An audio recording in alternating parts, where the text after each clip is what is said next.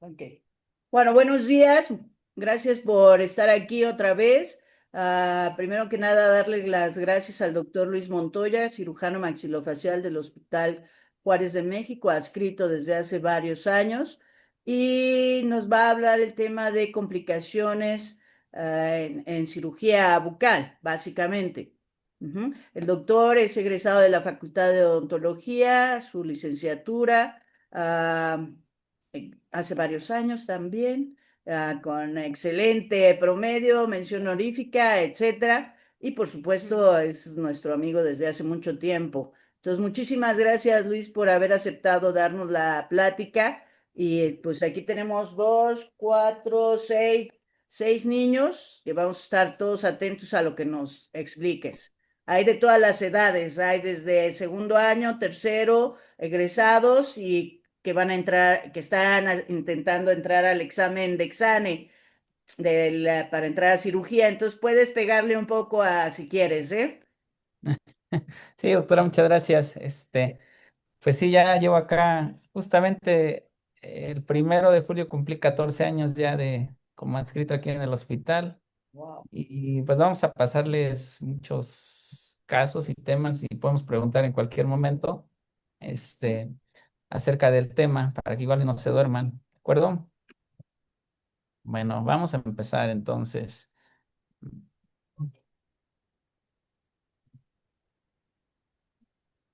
El que no, no está usando PowerPoint. Bueno, entonces el día de hoy vamos a revisar el tema de retenciones dentarias y complicaciones en cirugía bucal, básicamente. Eh, el mensaje de esta plática, pues, es poder determinar y poder medir lo que podemos hacer y qué es lo que no podemos hacer, y también aprender a evaluar la complejidad de los procedimientos. Un poquito de historia. Es considerado a Simon Hooligan como el padre de la cirugía bucal. Él fue un cirujano americano que nació en Pensilvania en 1810. A la edad de 9 años aproximadamente tuvo un accidente y cayó a unos hornos. Pues sufrió quemaduras en las piernas, en las extremidades, y pues iban a hacerle curaciones y tratamientos para tratar de sanarlo. Y a partir de ese momento se comenta que le llamó la atención la parte médica, la parte de poder ayudar a las personas, y pues decidió estudiar medicina y lo logró. Salió de la Universidad de Washington en 1832, es decir, más o menos a los 22 años de edad. Hasta ahí todo iba bien hasta que decidió casarse. Se casó en 1835 no, sí, en 1835 se casó y decidió cambiarse de ciudad y iba a viajar hacia Kentucky. Sin embargo, enfermó en el trayecto y tuvo que parar en Virginia, en donde finalmente fue operado y demás. Y al sanar, anunció que quería dedicarse a la cirugía bucal, como que es una parte que le llama la atención, y que en ese momento además pues no había cirujanos bucales. Entonces recuerden que en ese entonces pues eran barberos, ¿verdad? Los odontólogos, los dentistas. Tanto así que cuando él anunció que quería dedicarse a la cirugía bucal, pues se burlaban de él los médicos de la zona. Incluso algunos estudiantes cuentan que a su consultorio le llevaron fracturaron a un pollo de la pata y se lo llevaron al consultorio para que lo curara a manera de burla.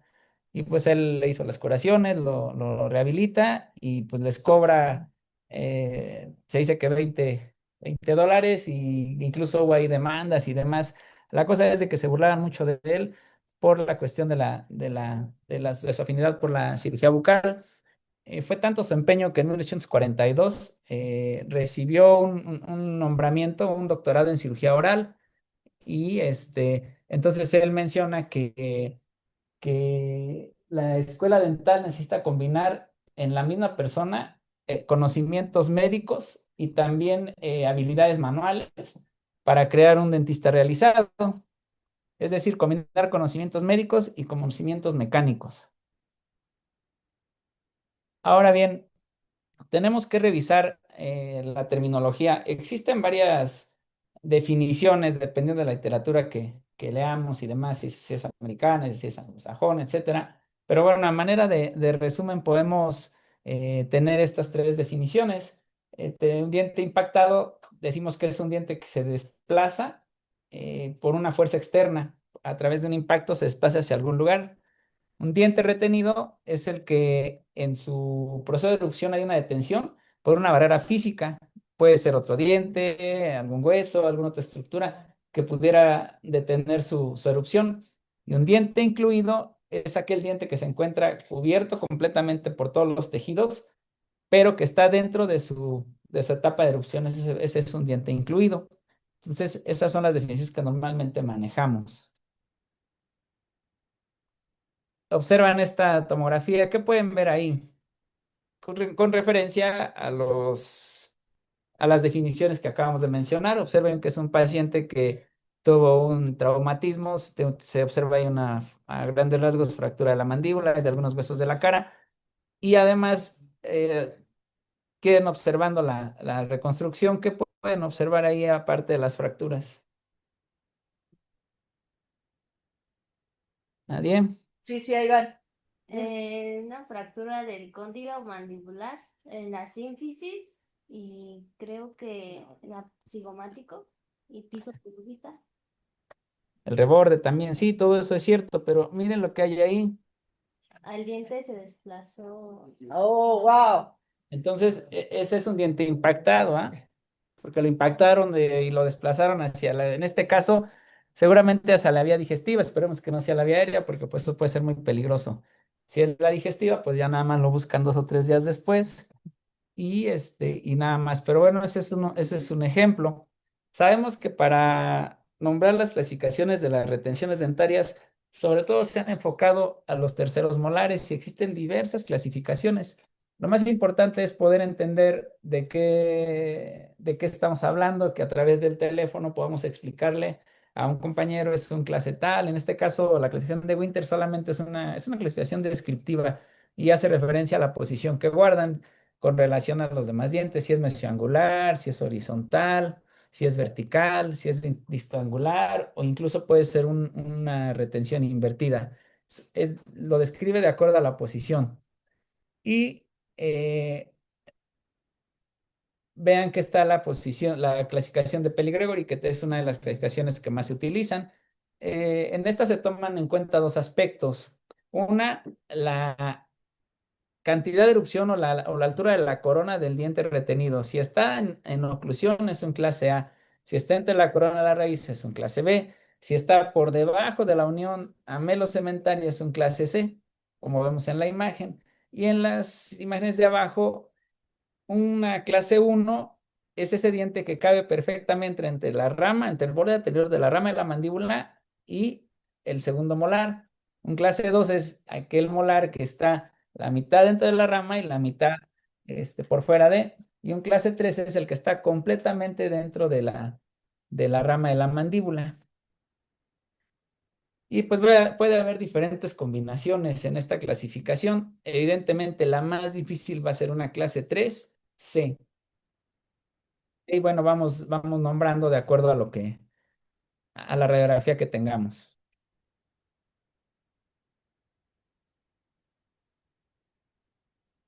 ¿Qué me pasa ahí? Ahí está. Ahora, tenemos que saber qué factores pueden hacer menos o más complicada una retención dental. De los factores que pueden favorecer a que el procedimiento sea menos complejo, es una posición ligeramente mesioangular del tercer molar, que sea una clase uno, es decir, que esté prácticamente en oclusión y fuera de la rama, en el caso de ser clase 1A. Raíces con 1 2 tercios formados, raíces cónicas fusionadas.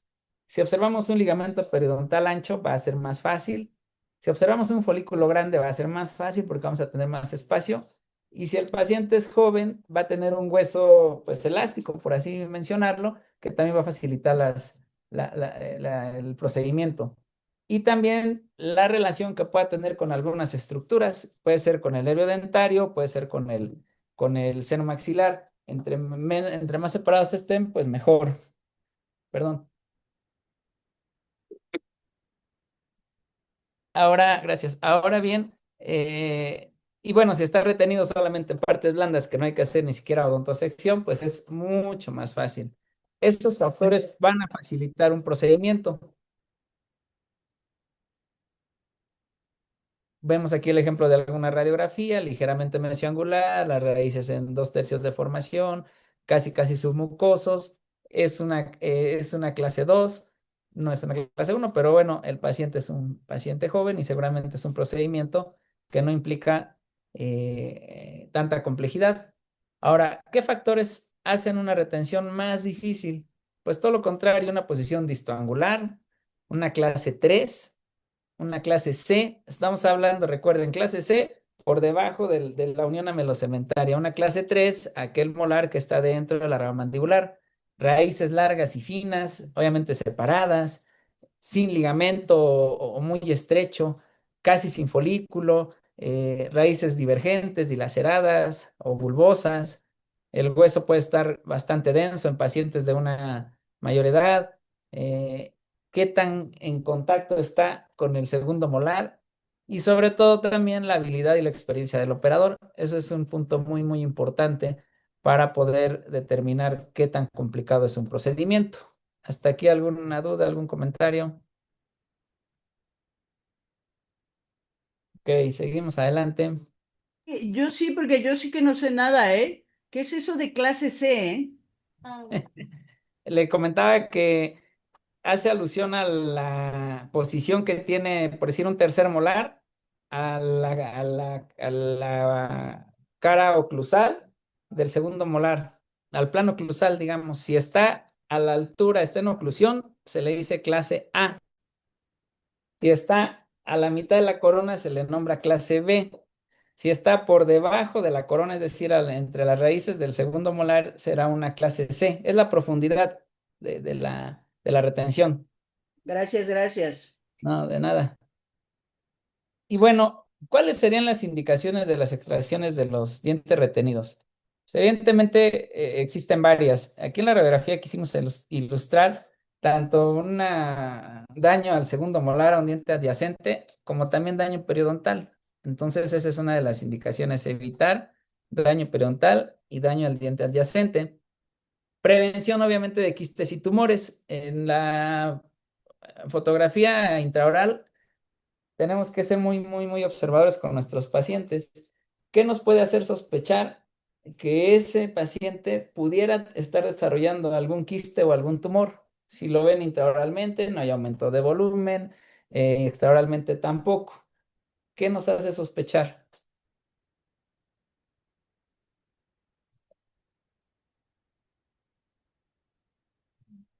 A ver, Jaciel. ¿Alguien sabe? Preguntaste, Luisito, aquí nos distrajimos. Sí, que intraoralmente, que el paciente intraoral y extraoralmente no presenta aumento de volumen ni nada, sin embargo, es un paciente que tiene un quiste. ¿Qué nos puede hacer sospechar clínicamente que algo puede estar pasando en ese paciente? Mm, sí, sí. ¿Le falta un diente? Exactamente, le falta un diente, le falta el canino izquierdo. Entonces llega a consulta con cualquiera de nosotros, vemos ausencias dentales, pacientes pues de cualquier edad, pero jóvenes más, podemos pensar en alguna situación como esta. Exactamente, es un canino que está desplazado en este caso y pues era un quiste dentígero que usted analizó. Y también sabemos que pueden formarse tumores a partir de las retenciones dentales. En este caso fue una ameloblastoma que también tratamos acá en el hospital. Entonces, esas son de las indicaciones para las extracciones de los dientes retenidos. También es importante saber que si existe algún tercer molar retenido en la rama y demás, algún golpe puede fracturar al paciente. No importa que no sea un deportista de alto rendimiento, si debilita la rama de la mandíbula y algún golpe pudiera llegar a producir alguna fractura por tener ahí el tercer molar retenido. Entonces también ayuda a esa situación.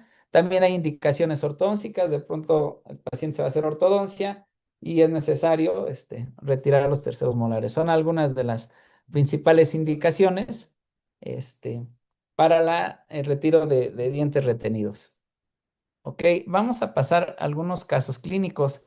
Eh, Cada uno tiene algo en particular, vamos a irlos revisando. Vean esta paciente con esta radiografía. Ahí se ve en la zona del tercer molar superior derecho una imagen. La radiografía no es muy buena, pero bueno, ahí se alcanza a ver alguna retención. Lo curioso de este caso es que es un diente que venía invertido, la raíz hacia abajo y la corona hacia arriba. Entonces, pues simplemente es una extracción, digamos, un tanto convencional. Sin embargo, al retirarla, siempre que es más ancha la base que la parte más cercana a nosotros, pues tendrá cierto grado de complejidad. Este es un paciente que tiene un mesiodén. Sabemos que la retención es la del diente superluminario más frecuente. Y bueno, no tiene nada en particular. En este sentido, nada más queremos pasarlo. Y siempre que tengamos retenciones en el maxilar, debemos de contar por lo menos con un par de radiografías, una panorámica y una lateral de cráneo. Recuerden que las radiografías nos dan solamente dos sentidos en la ubicación, no son tridimensionales. Ahora, pues con el combin se pone un combin y se acabó, pero si no es posible, por lo menos tener dos radiografías. Vemos ahí el procedimiento, se levanta el colgajo, está ahí encimita el mesiodén, se retira y se sutura, se afronta el colgajo y listo. Ahora bien, esta es una mujer de 30 y tantos años de edad que se va a ser sometida a ortodoncia. Sin embargo, llega con esta radiografía al hospital. Observemos la dificultad de esos terceros molares. En este caso son un grado 3 y C. Y además ocupan la mayor cantidad del ancho de la rama de la mandíbula. Es un procedimiento complicado, además bilateral, con el riesgo de fracturarse al momento de realizar el procedimiento o posterior al procedimiento. Aquí tenemos cortes coronales, en donde ubicamos al nervio dentario para tratar de evitar daño. Y bueno, vean la reconstrucción, cómo prácticamente está en todo la longitud del cuerpo de la mandíbula. Este procedimiento lo hicimos en quirófano, hacemos las incisiones convencionales. Ahí, bueno, derecha e izquierda. Hacemos las odontosecciones. Aquí es importante sacar los molares en la mayor cantidad de fragmentos posibles para evitar palancas y fuerza que pudiera fracturar en ese momento a la mandíbula. Se decidió tomar un injerto de mentón y hicimos un poco de PRP para ayudar a que se integrara de mejor manera. Vemos ahí un molino para hueso, un molino manual, y ahí se coloca el injerto y el plasma rico en factores de crecimiento para favorecer la integración del injerto. Vemos la sutura tanto del mentón como la rama retromolar y los controles radiográficos. Apenas se insinuó ahí los injertos, pero bueno, fueron suficientes. Afortunadamente la paciente no se fracturó ni durante el procedimiento ni posterior al procedimiento. Ok, este es otro caso de una paciente que también va a recibir ortodoncia. Llega con nosotros y observen su radiografía. Tiene ahí, pues, evidentemente los terceros molares, un canino también en la parte basal de la mandíbula con una imagen radiolúcida. Aquí decidimos igual retirar todo bueno, aquí está la radiografía lateral para ubicar más o menos si el abordaje es vestibular. Normalmente en esa zona siempre hacemos abordajes vestibulares, no hacemos abordajes linguales, aunque el diente esté más cargado hacia lingual. Se lleva de igual manera a quirófano, se retiran los terceros molares que observamos ahí y en este caso hicimos una especie de mentoplastía para poder retirar el canino. Es decir, bajamos con la sierra, hicimos un corte, descendemos el mentón y sacamos el canino de su posición. Ahí se encuentra el canino ya afuera y del lado derecho el lecho quirúrgico ya sin canino. Aquí lo que hicimos fue utilizamos los molares y el canino para realizar una especie de injerto eh, amelodentinario a través de esta maquinita que se llama Cometa Bayo, seguramente ya tiene muchos años que salió, seguramente la han visto, y se trata nada más de utilizar las mismas piezas dentales como injertos, se limpian perfectamente, se les quita toda la pulpa, tienen que estar libres de caries, y se coloca en este molino de piezas dentales y se programan algunos ciclos tanto de titulación como de cernido.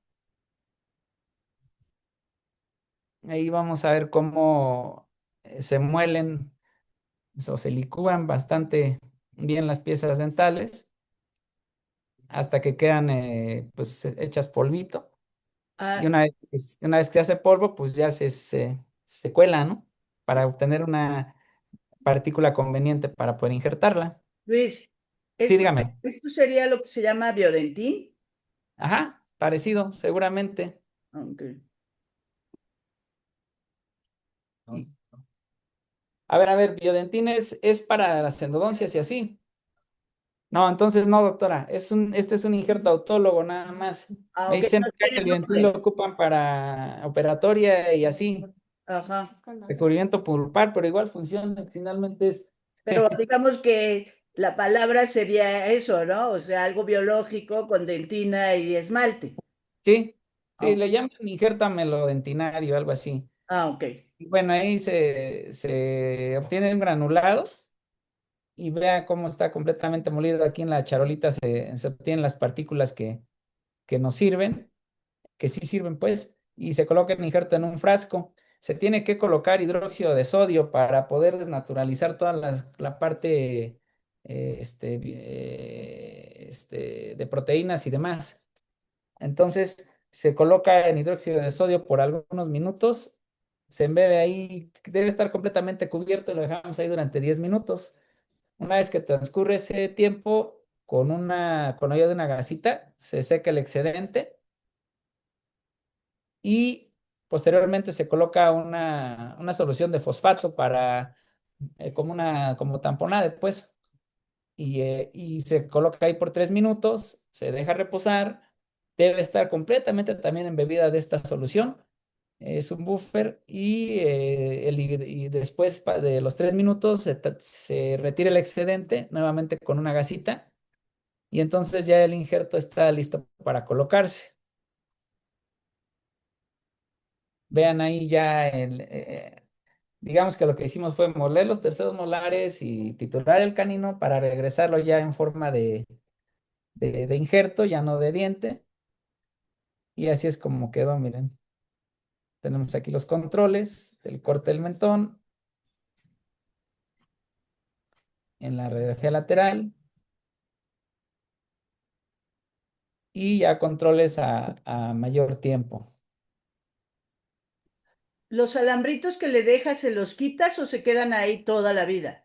No, ahí se quedan, doctora. Ah, Sí, ahí se quedan. En realidad, no hay necesidad de retirarlos. Ahí los podemos dejar. Y listo. Los ocupamos también en algunos pacientes, ya sabe, de bajos recursos también para cirugía ortognática, para avances de mentón y demás. Es el mismo alambre, en realidad es un alambre muy económico comparado con placas y tornillos. Y además, pues funciona bien. Ujú. Es el control y listo. Un caso también muy bonito de una displasia cleidocraneal. Ya sabemos que es una condición autosómica dominante que presenta algunas anomalías, ahumamiento del frontal, dientes supernumerarios, agenesia de hipoplasia clavicular, entre los principales rasgos. Es autosómica dominante, aunque también puede presentarse sin tener antecedentes hereditarios desde un 20 hasta un 40%, es decir, una presentación de nuevo. Y bueno, este es un paciente de 15 años de edad que va a ser, bueno, ven aquí como, perdón, el anterior, lo que les mencionaba, movimiento del frontal. Aquí vean cómo puede aproximar los hombros de una manera mayor a lo normal por la agenesia o hipoplasia clavicular.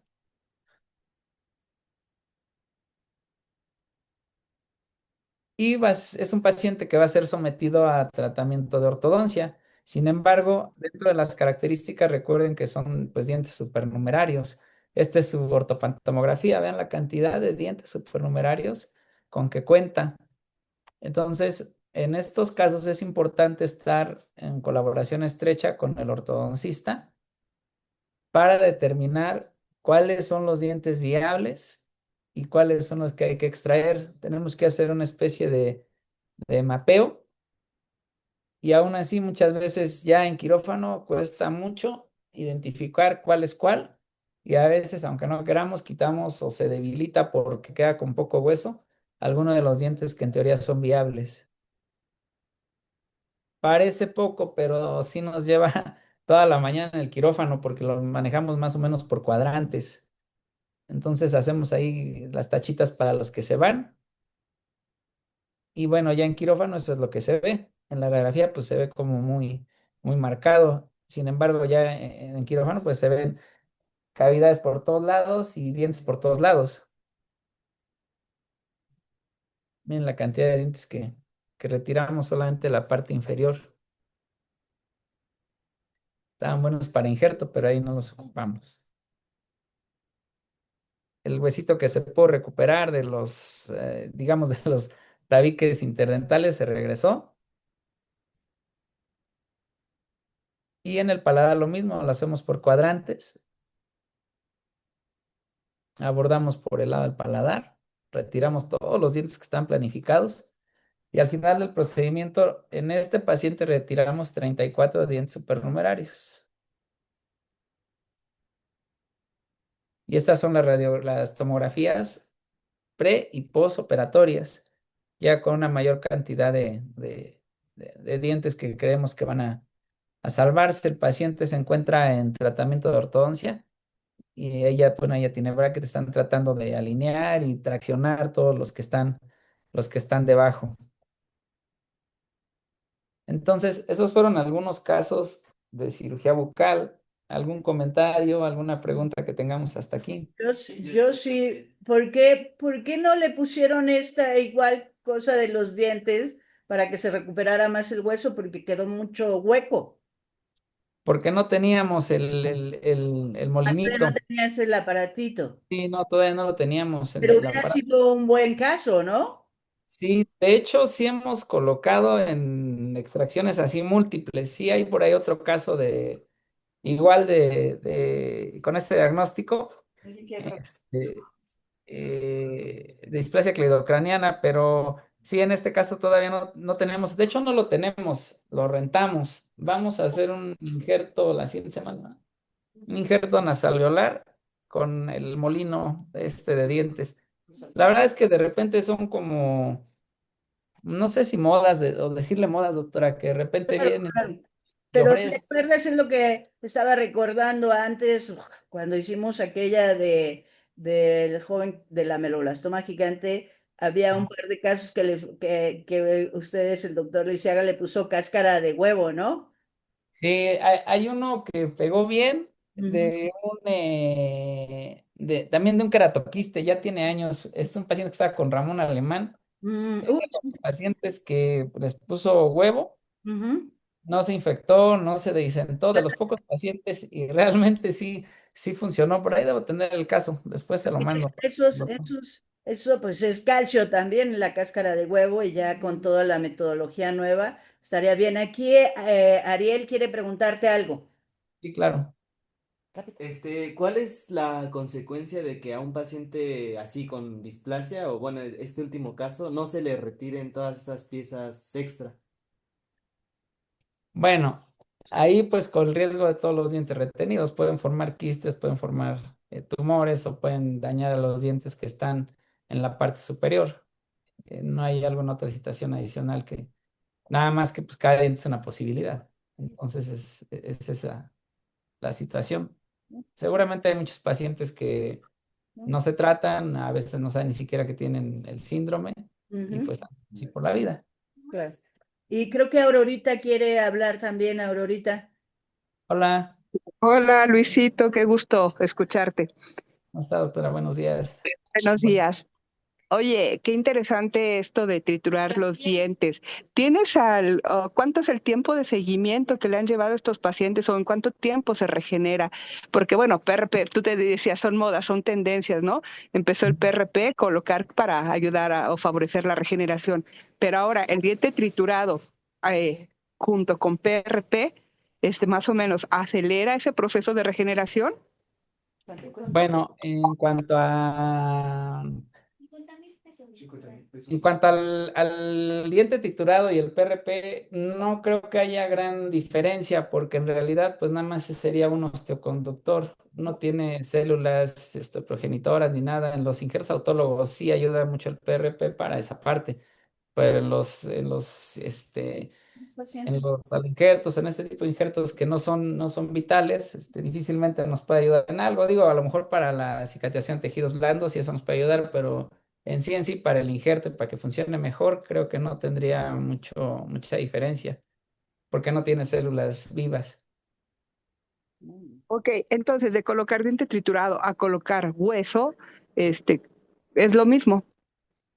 Bueno, hay ciertas indicaciones. Las ventajas de colocar injerto autólogo es que teóricamente tiene las tres propiedades, ¿no? ¿Qué sería cuáles?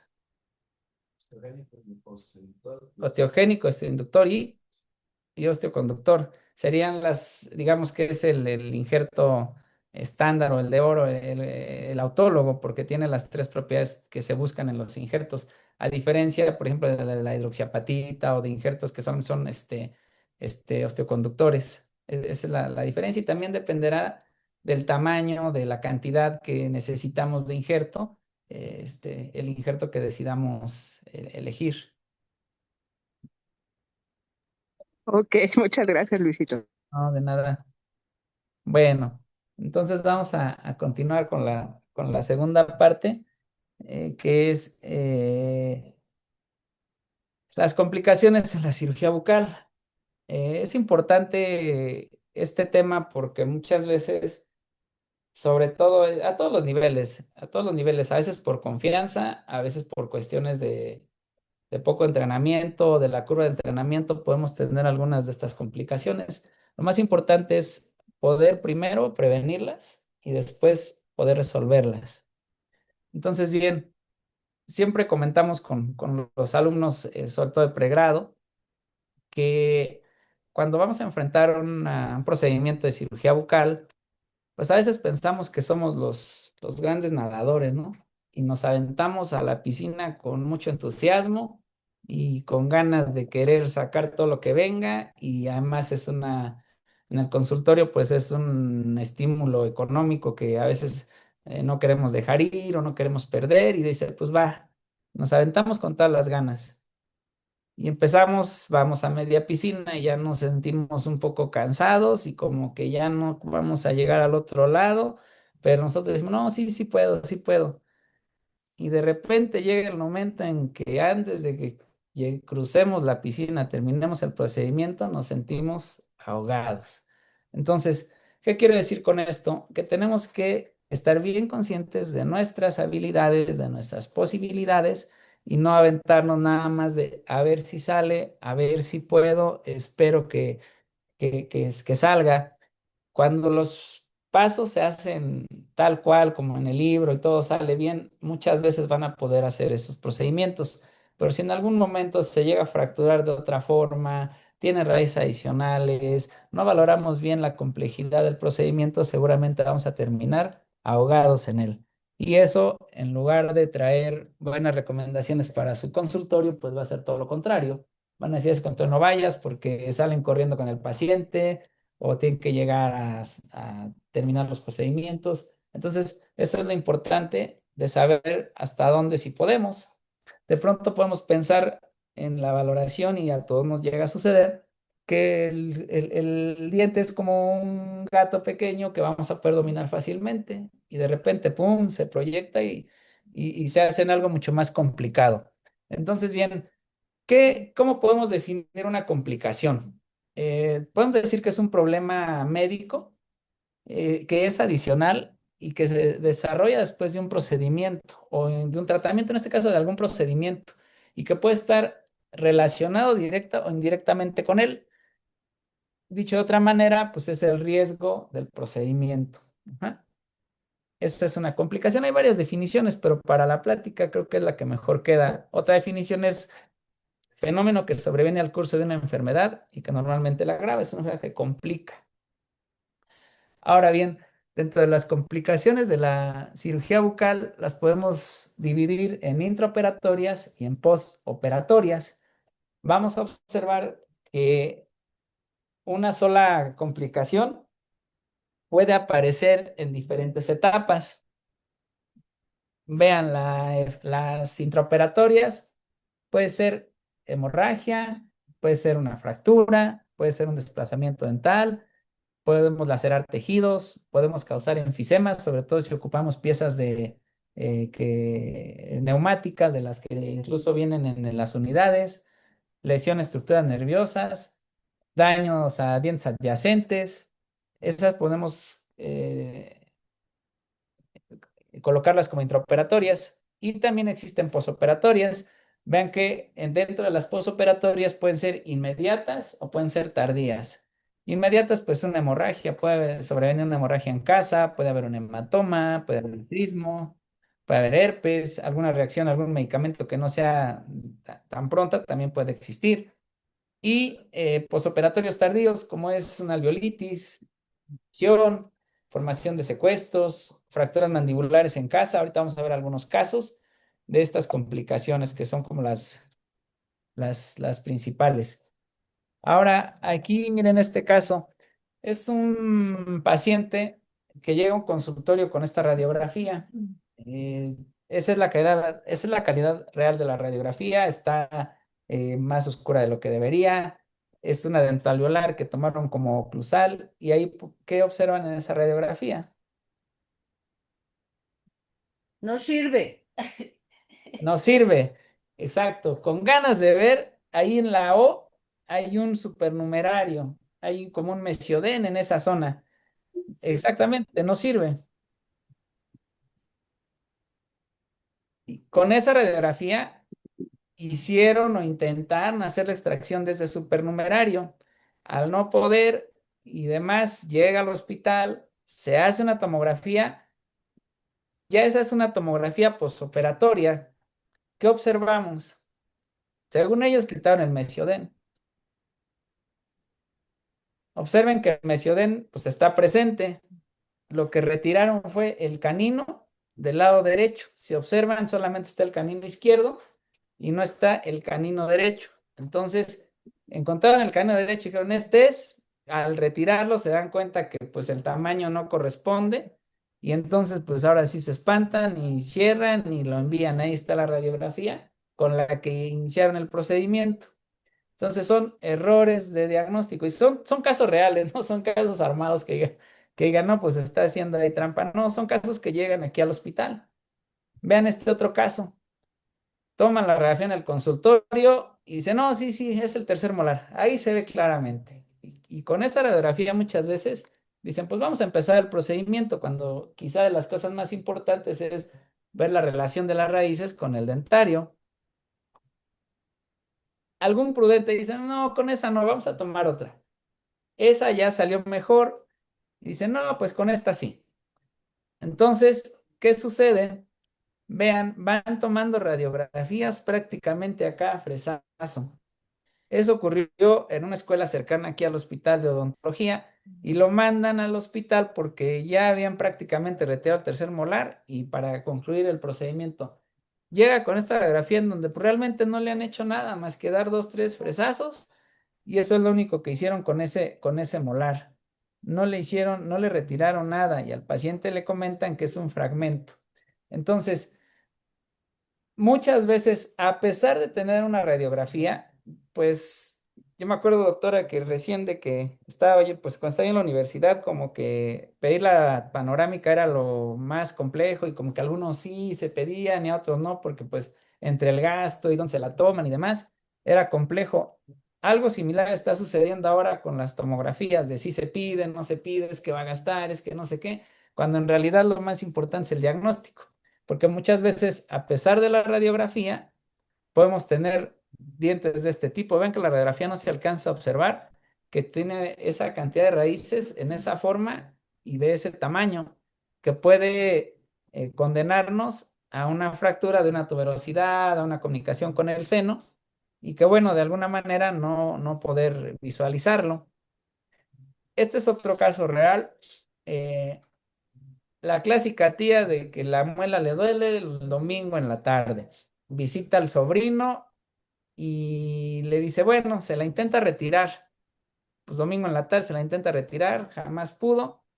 Después se toma esa radiografía. ¿Qué observamos en esa radiografía?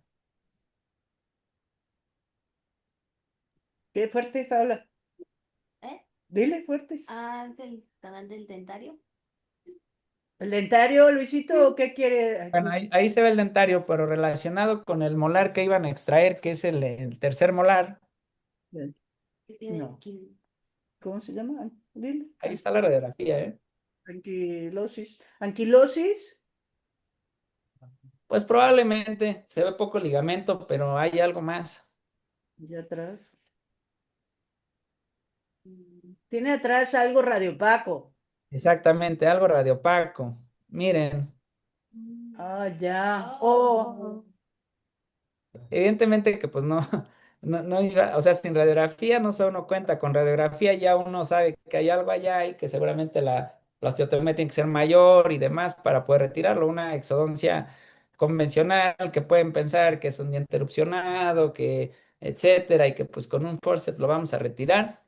Entonces es muy importante, además de pedir los estudios, pues interpretarlos, poder interpretarlos para ver y disminuir los riesgos y complicaciones. Era una concrescencia, entonces estaban Seguramente, y muy bonita ahí. Esa creo que no se envió, doctora, debió enviarse para hacer el listo y No, pero tenerla. esto luego se ve que aquí hay esmalte y dentina, se me hace que era una concrescencia, pero ¿cómo lo sacaron completo, eh? Hicieron un hoyo. Sí, un hoyote, exactamente. Ok. Sí, Mi sí. profesor, el doctor Barrios, no sé si todavía te tocó el doctor Barrios, decía que hacíamos desmadrotomías, ¿no? Sí. No, no, ya no me tocó. Por suerte, yo creo. Me hubiera regañado. Y bueno. Una imagen más de otro caso. ¿Qué observan? ¿Qué se observa en esa radiografía?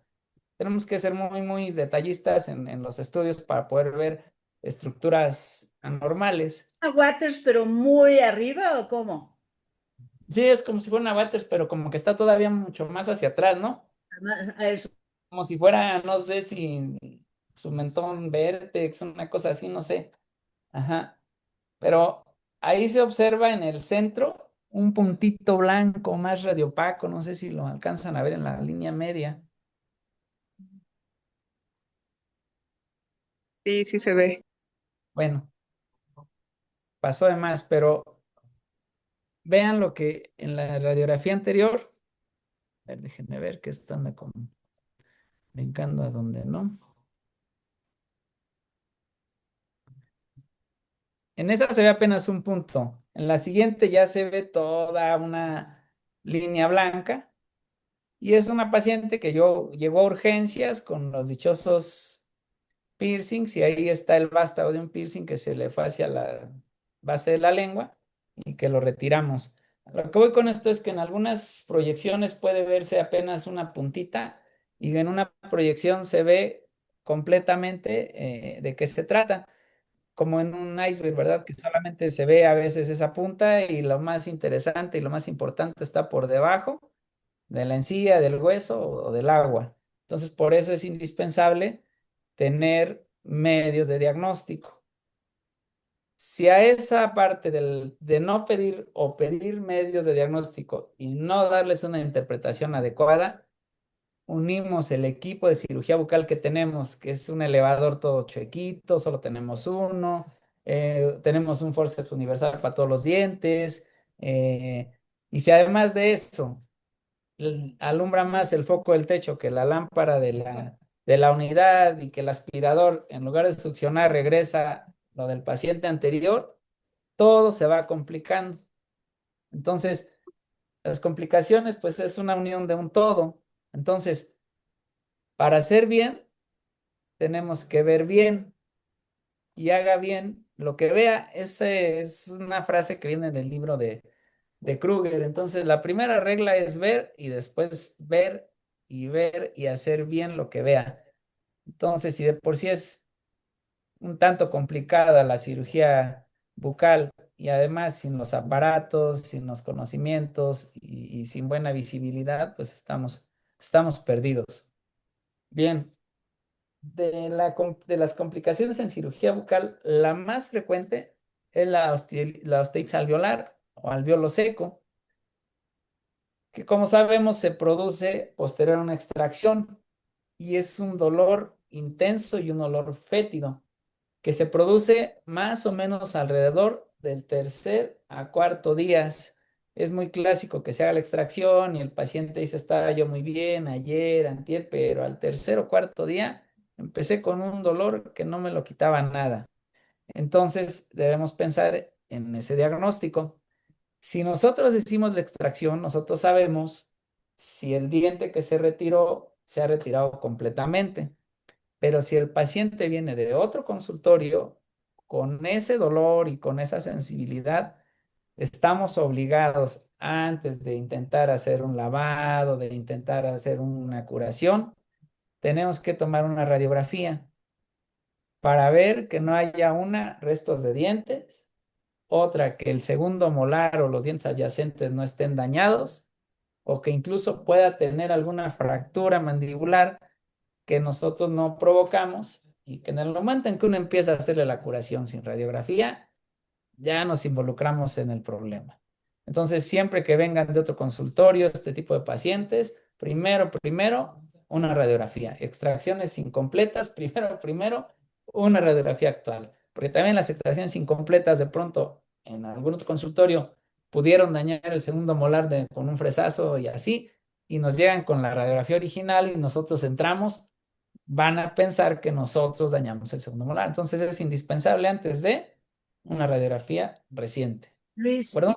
Luis, puedes recalcarle que tiene mucho dolor porque luego le sacan el diente, sigue sin cicatrizar, sangrando, está el huecote, y les dicen lávense, lávense, pensando que es una alveolitis y es cáncer. Entonces, hay que recalcarles mucho que tiene dolor, dolor, y no Es es. la característica principal de la alveolitis o de la ostitis alveolar, el dolor, un dolor intenso que no lo quita prácticamente ningún medicamento.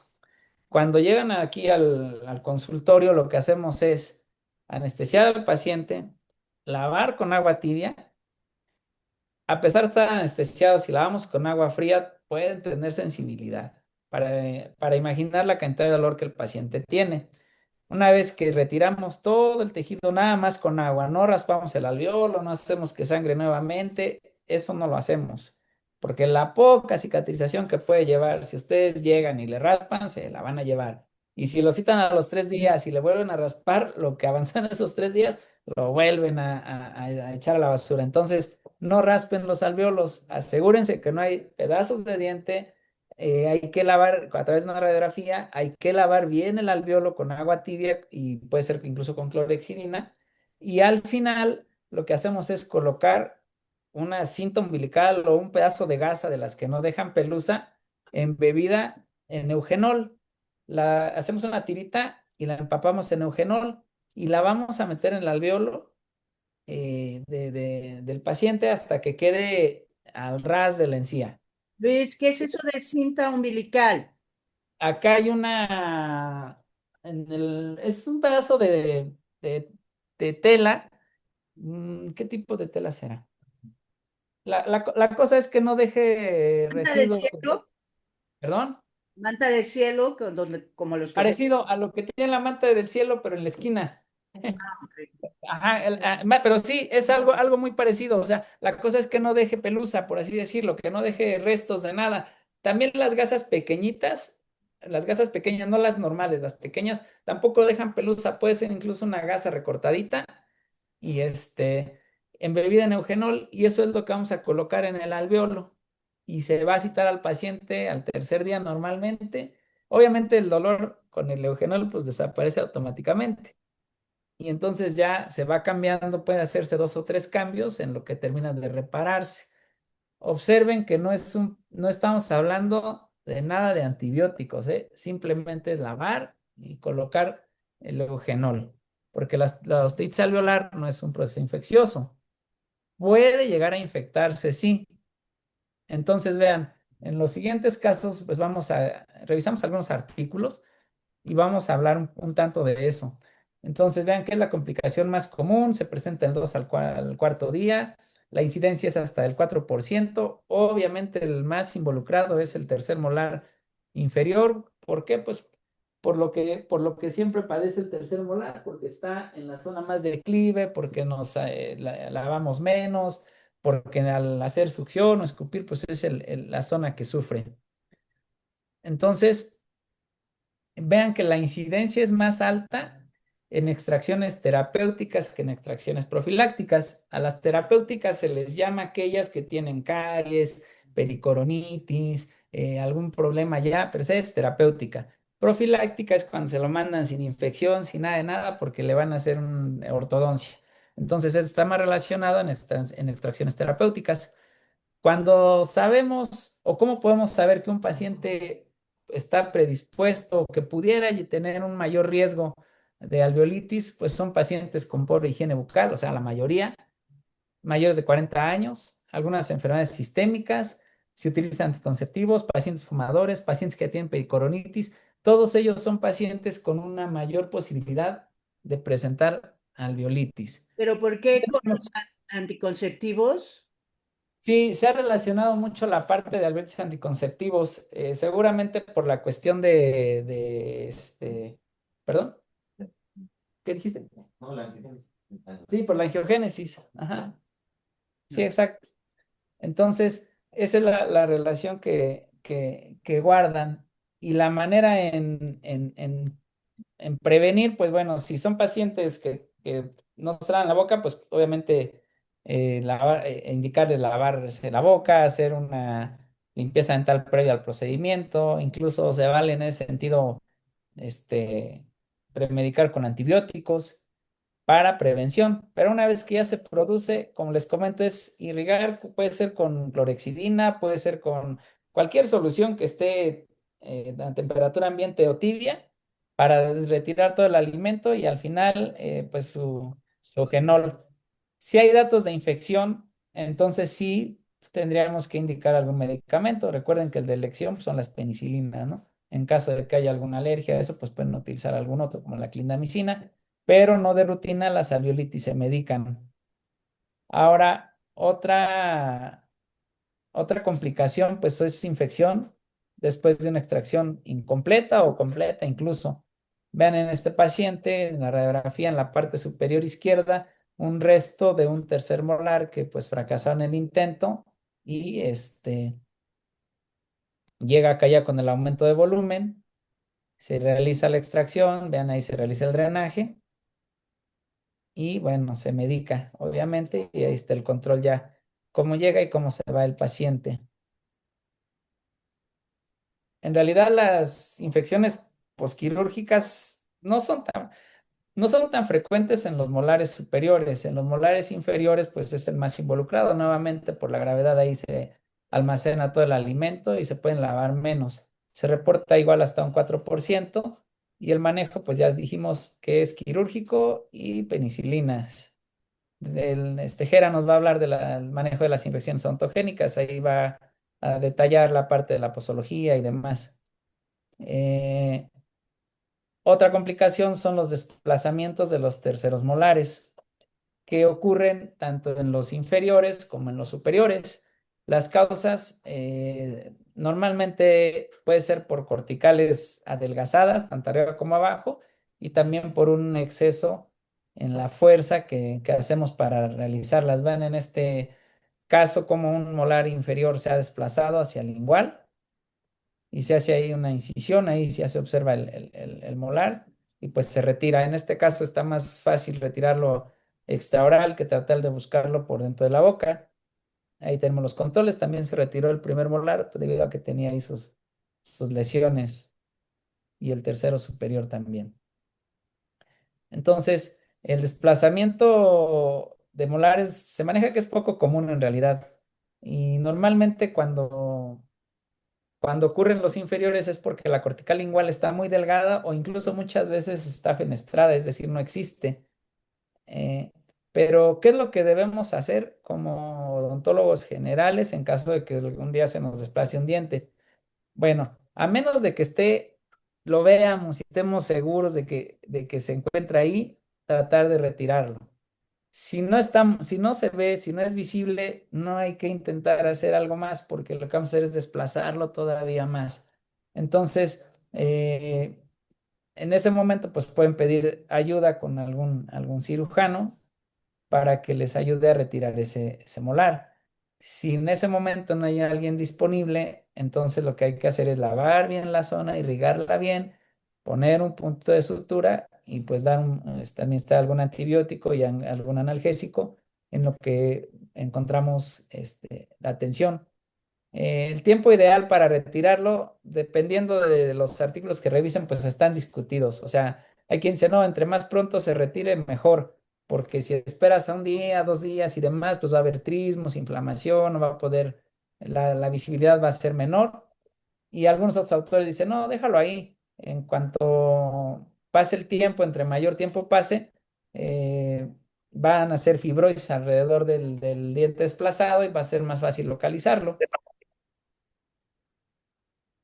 Entonces ahí es diferente, digamos, la situación. Nosotros recomendamos retirarlo a la brevedad. Sí hemos observado que en algunos casos que se dejan ahí los dientes desplazados terminan por causar algún problema, pues sobre todo infeccioso.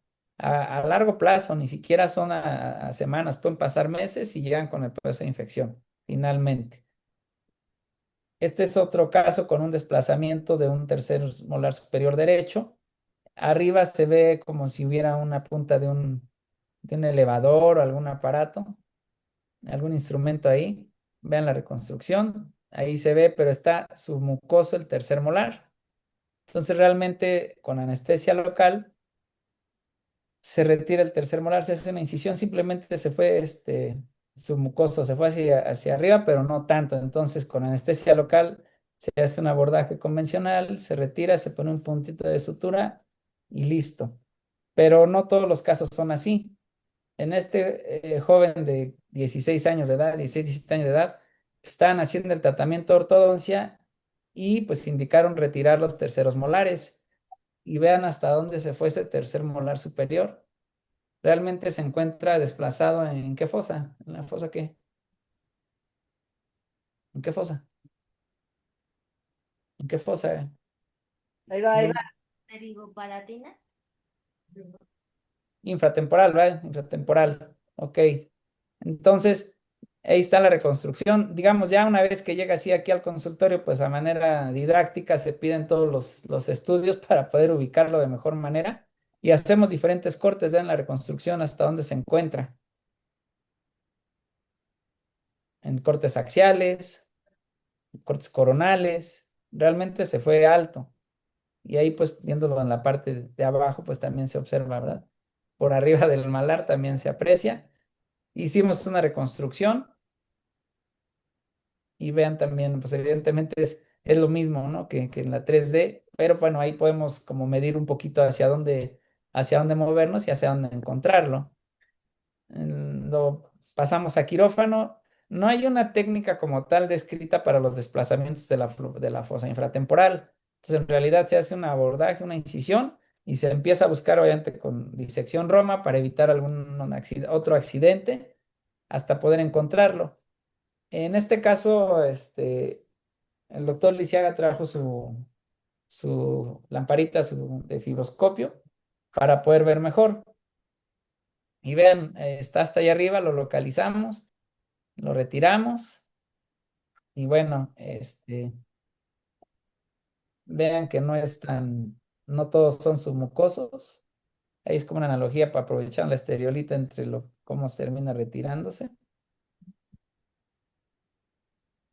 Y muchas veces, muchos referidores solo envían los inferiores porque creen que los superiores son menos complejos o más nobles. Y muchas veces es al revés, a veces cuesta mucho más quitar un superior porque no se ve y porque los superiores no hacemos odontosección, los tenemos que sacar completos. Entonces eso también puede dificultar un poquito esa parte. Ahí a esa altura más o menos estaba el desplazamiento del tercer molar y listo. Entonces, como podemos ver, los desplazamientos pueden existir tanto en inferiores como en superiores. Este caso es muy, muy, muy impactante. Yo creo que es de los más impactantes en cuanto a desplazamiento se refiere. Vean enseguida. Es un masculino de 40 y tantos años de edad que llega con secreciones nasales, con un problema ahí que aparentemente de sinusitis. Esas son sus fotografías intraorales. Y esa es la parte palatina. Esa es su radiografía. Es una radiografía con que él contaba antes de que llegara aquí. Vean que tiene terceros molares superiores y un tercer molar inferior. Pudimos conseguir esta radiografía que fue antes de llegar con nosotros y antes de que ocurriera esto, miren. ¿Qué observan ahí?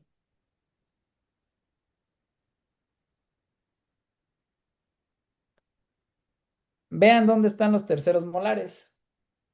Intentaron retirar, les paso la radiografía anterior, intentaron retirar el tercer molar derecho, pum, lo echaron al seno. Y dijeron, bueno, ya salió, vamos a la izquierda a ver si ese sí sale. Le retiran, según ellos, ahora el izquierdo, Los pum, dos, también se lo avientan al seno. los dos, Luis. Los dos, o sea, ¿de qué hay? O No, sea, estás yendo al doble, ¿no? A la máxima potencia. Te no, equivocas, no, pero no, fatal. ahí te quedas, ¿no? Sí, pues yo creo que a esta altura desplazo yo un molar al seno,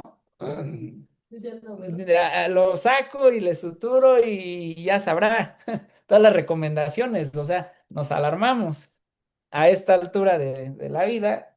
Imagínense, aquellos metieron uno, listo, vamos por el otro. Lo metieron también, le dijeron al paciente, listo, ya te quitamos tus terceros. Pasó tiempo, pasó más de un año. Ana Luis, ¿Cómo? aquí preguntan que por qué, pues por tontos, ¿no? O sea, no haces Sí, es- sí, retontos, súper tontos. O sea, eso no, yo creo que es el caso que más, de los casos que más nos llama la atención en cuanto a la capacidad de tontera, ¿no? En los compañeros, por eso nos tratan así. Porque no conformes con uno, le pusieron los dos. Entonces sí existen, ¿eh? Miren, ahí está la reconstrucción, está mucho más clarita. Un corte, axial, están los dos molares dentro de los senos. Hay reconstrucciones dentro de los senos, miren. Y los dos fueron desplazados en el mismo día, en el mismo consultorio por la misma persona. Entonces lo que hicimos, teníamos que hacer un doble abordaje en este sentido para igual lavar el seno y demás. Entonces, con el doctor Lisiaga decidimos, en tal caso, pues decidimos bajar el maxilar para poder sacar los molares y no hacer como unas ventanas grandes en el seno, sino que quedara una osteotomía lineal. Ahí vemos, ese es un descenso del maxilar. Esas se llaman pinzas de Roux, se hacen unas osteotomías en el maxilar, en todas las articulaciones para poder bajarlo. Y miren, ya estando abajo, ahí están los terceros molares. Los pudimos sacar prácticamente con la mano. Luisito, Sí, ¿no hubiera sido mejor hacer Cadwell Look? sí, era la otra opción. Ya, nada más que pues ya sabrá acá la cuestión de la enseñanza de mi maestro. Y dijimos, pues vamos a bajarlo. Pero sí puede ser con Cadwell. El único detalle del Cadwell es que queda una ventana. Y aquí, ahorita que se reposicione, solamente queda esa línea. No queda un agujero, se queda una línea de osteotomía. Incluso solamente con alambres se puede reposicionar ese maxilar, porque no hubo ningún movimiento en realidad. Pero sí, también con Cadwell se puede realizar. Pregunta, aquí te van a preguntar. Doctor, Sí, ¿tiene que ser de titanio o algo o es ligadura? es ligadura. Es ligadura en realidad, no es titanio. Normalmente usamos la marca es Dentaurum, ¿verdad? El que utilizamos. Pero Dentaurum .05, ¿no? Es el calibre. ¿Qué aleación es níquel, ah? Es níquel. Ajá. Y es completamente aceptado por el organismo. No hay reacción en los alambres. A veces hay más en el titanio, en los tornillos, porque los ocupamos mal, no porque reaccione el metal, sino que se sobrecalienta el hueso al hacer las perforaciones y a veces terminan flojos algunos tornillos. En el alambre rara vez sucede eso. Obviamente hay más estabilidad, con placas y tornillos que con los alambres. Los alambres se usaban en los 50. Sin embargo, por la cuestión de la economía y esto, pues de pronto lo seguimos usando.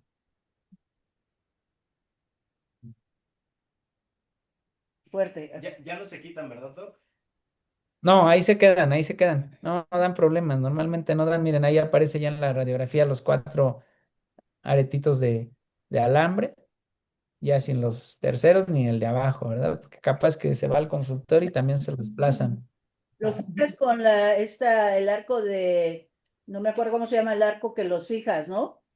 ¿O no lo Con fijas? arco, con arco de Erich, dice. El arco de Eric. En algunos casos sí, cuando solamente se mueve o se fractura el maxilar, salen realmente con la boca abierta, porque cuando la mandíbula está íntegra y no está lastimada, tiende a moverse y a desprender el maxilar. Entonces, cuando solamente se opera el maxilar, normalmente lo sacamos así, tal cual, con la boca abierta, para que la mandíbula no ejerza fuerza sobre el maxilar y no lo desplace.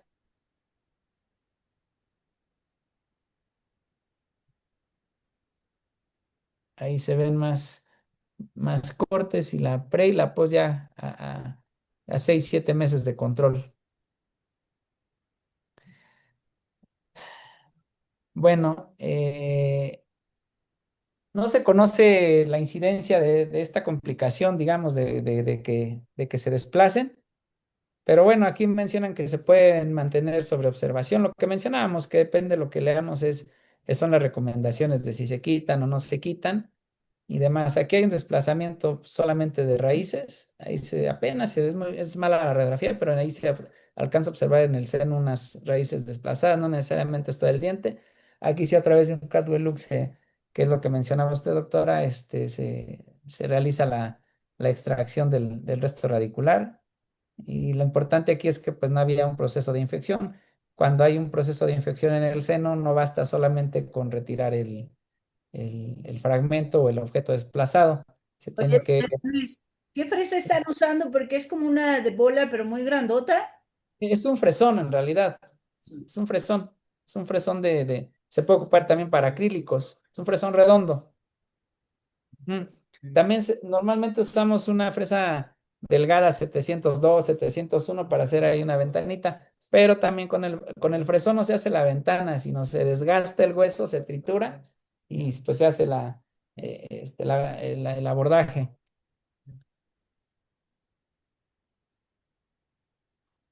Y también aquí, dentro de las complicaciones de los terceros molares, es daño a estructuras nerviosas, en este caso pues, principalmente al nervio dentario inferior, que de acuerdo hay varias clasificaciones, esta es como de las más básicas y pues de alguna manera práctica. eh, Fue por Siddons en 1943 y lo clasifica en 3 grados. La más sencilla, la menos grave se llama neuropraxia, que es una interrupción, bueno, una desmineralización, lo cual produce una interrupción en la transmisión nerviosa y normalmente se puede recuperar en días o semanas, es pasajera, es temporal. Cuando hay una axonomesis ya hay una disrupción del axón y entonces eso tarda más tiempo en recuperar, se puede tardar hasta 6 meses en recuperar esa sensibilidad. Y cuando hay una neuromesis, ahí realmente hay una rotura, se rompe por completo el tiempo nervioso y realmente a veces no se puede, a veces es permanente o una recuperación incompleta. Mencionamos normalmente que eh, algún daño a estructura nerviosa, si transcurre un año y no se ha recuperado, difícilmente se va a recuperar en el pasar del tiempo. Normalmente la mayor cantidad de recuperación es en los primeros 12 meses. En este caso vemos una radiografía panorámica igual con un molar completamente relacionado con el conducto del nervio dentario.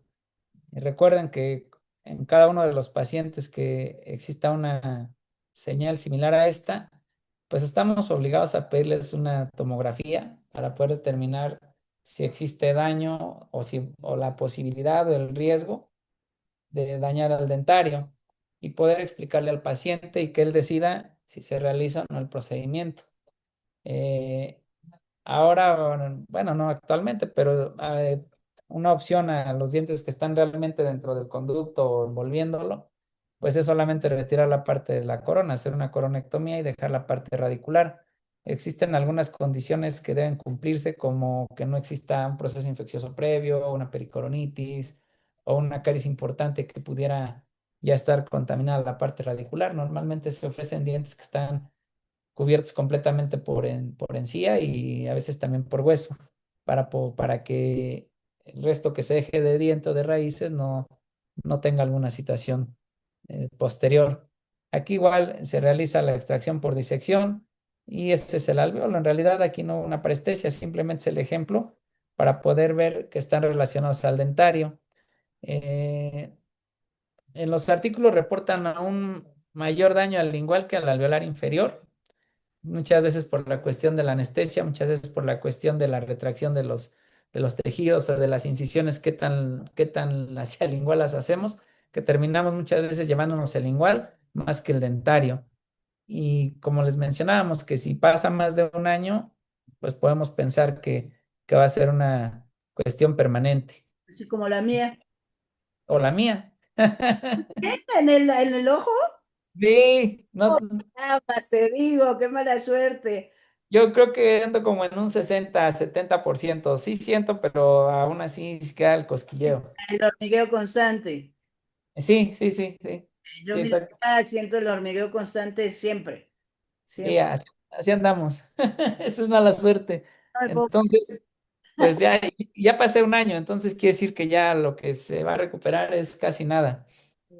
Bueno, A pesar de terapias y todas esas cosas, yo creo que cuando un nervio se lesiona por completo, no hay algo que lo pueda reparar, a menos de intentar algo de microcirugía o algo así, porque, pero y no al vale contrario, la pena porque cuando, podrías lastimar otro sí, nervio. exacto, el riesgo siempre existe. Todavía no hay esa técnica. Aquí Arturo quiere preguntarte algo. Disculpe, doctor. Sí, Justamente cuando hay parestesia, ve que se puede mandar complejo B o núcleo CMP fuerte, pero ajá. en una paciente embarazada, bueno, de cuarto trimestre, y se realizara una extracción de un tercer molar y tuviera parestesia, ¿se podría usar este medicamento, el núcleo CMP fuerte, o hay alguna Contraindicación. contraindicación? Es que no he visto si es qué clasificaciones de la FDA, si es si se puede utilizar. Bueno, es que el núcleo como tal es un medicamento teóricamente inocuo, ¿no? O sea, se supone que son, eh, lo único que hace es favorecer la reparación de la cuestión nerviosa, pero ahí en las indicaciones y eso del medicamento mencionan que no hay como estudios así comprobados, ¿no? En esa situación de pacientes embarazadas. Ahí yo creo que lo que hemos aprendido es que a pesar de los tratamientos y demás, si el nervio está realmente seccionado, pues no va a funcionar así le pongamos lo que le pongamos, o al contrario, si es un nervio que está nada más inflamado o que se seccionó parcialmente, etcétera, le pongamos o no le pongamos, pues va a terminar por recuperar la conducción. Sí, lo que puede ayudar el núcleo es el tiempo, o sea, a que se recupere con menos tiempo a que si no le damos núcleo. Como que esa es lo que hemos observado acá en nuestros pacientes. Lo usamos mucho en los pacientes con cirugía ortognática que de pronto pues salen con parestesia, que normalmente es pasajera porque tratamos de cuidar bien el dentario, pero a veces se desesperan y pues les mandamos medicamento y pues recuperan un poco más pronto la sensibilidad. pero sí en embarazadas, en realidad no hay como estudios muy controlados. Acuérdense que pocos medicamentos realmente por las cuestiones éticas se pueden experimentar de esa manera. ¿De acuerdo? Ujú. Gracias. No, de nada. Entonces ahí, bueno, vamos a pasar. Cuando no teníamos eh, tomografías, solo lo hacíamos a través de la interpretación radiográfica, que nos puede guiar bastante. Existen algunos signos de radiografía que nos pueden indicar que está realmente relacionado al conducto del dentario.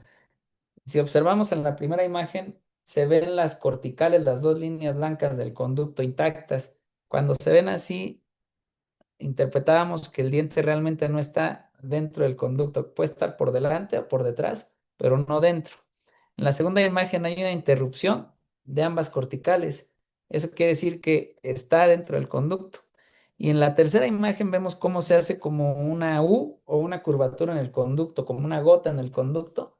También quiere decir que está dentro del conducto. Entonces, anteriormente era lo que ocupábamos y decíamos, se ven las dos corticales, dale, no va a pasar nada. Y normalmente no pasaba nada. Pero ahora con la tomografía más vale solicitarla. Si el paciente no se la quiere tomar, bueno, ya es cosa del paciente, pero nosotros sí tenemos la obligación de pedirla. Y otra complicación, pues son las hemorragias, que en realidad en cirugía bucal no deberían de existir.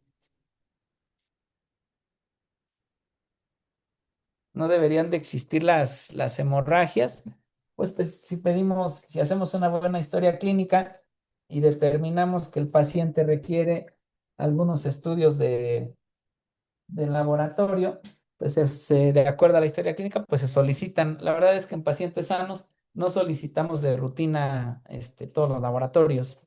Eh, y bueno, por eso decimos que las hemorragias, pues en bucales es difícil que sucedan a menos de que de plano le demos a alguna arteria o a lo mejor en alguna disección de algún frenillo lingual, algo así, pues sí pueden existir algunos vasos ahí que podamos dañar. Y otra complicación, ahora como que ya se quitó un poco la moda, pero en algún momento muchas bichectomías y llegaban tiro por viaje por urgencias, pacientes como ella, se casaba en 3 semanas, se decía hacer la bichectomía, le dan una pela, un sangrado, tuvimos que hacer el drenaje, el hematoma, ya se imaginarán. Entonces, nosotros normalmente la cuestión de bichectomías no las acostumbramos y tampoco las recomendamos mucho. Hay indicaciones y muchas veces las hacemos más por el paciente que por uno. En mi caso, de manera personal, lo que hago es subir el precio para que se vayan a otro lado, ¿no? Y las compliquen en otro lado. Y ya, pues a veces desisten y a veces pues lo pagan y pues ni modo hay que hacerlas. Otro caso más de fractura mandibular. Vean esta paciente. Llega por dolor en el tercer molar inferior del lado derecho.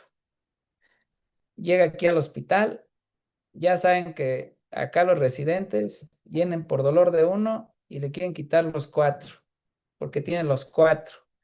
Si observamos, es una paciente, ahora que vean la fotografía clínica, pero una paciente de 40 y tantos, 50 años de edad, con esas raíces así de largas y curvas. Y bueno, se decide realizar la extracción de los 4 terceros molares. Cursa con alveolitis en el molar inferior del lado izquierdo. Entonces se le solicita una radiografía panorámica para observar que el residente no haya dejado un fragmento de diente. Él decía, no, quite todo.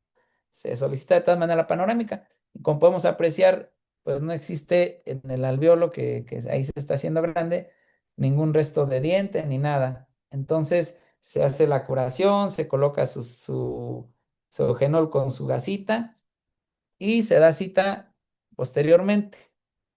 Vean, también se toma una dental alveolar y todo se ve bien.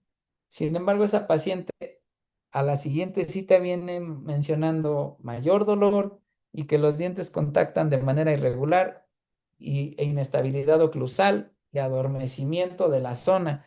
¿Qué es lo que pasó con esa paciente? Que en la casa se fracturó. Fue un problema médico legal. Sin embargo, debido a que tenemos las radiografías previas por la alveolitis que tuvo, se pudo demostrar que la fractura no se produjo aquí al momento del procedimiento, sino en casa. De otra manera, pues hubiéramos estado involucrados. Es la misma radiografía de la paciente, ya una vez que fue operada, la tuvimos que operar aquí. Obviamente todo se le tuvo que proporcionar, el quirófano más temprano, las placas gratuitas de los fragmentos que teníamos y demás, para poder resolver el problema. Entonces vean que las fracturas mandibulares asociadas a una extracción dental pueden ocurrir durante el procedimiento o después de. Realmente se reportan como poco frecuentes. Eh, en este artículo reportaron 189 casos de fracturas relacionadas a terceros molares y mencionan que hay diferencia entre la edad y el sexo. La quinta década es la más frecuente y es mucho más frecuente, más del doble en varones que en mujeres, seguramente por las actividades que pues son normalmente más bruscos los varones.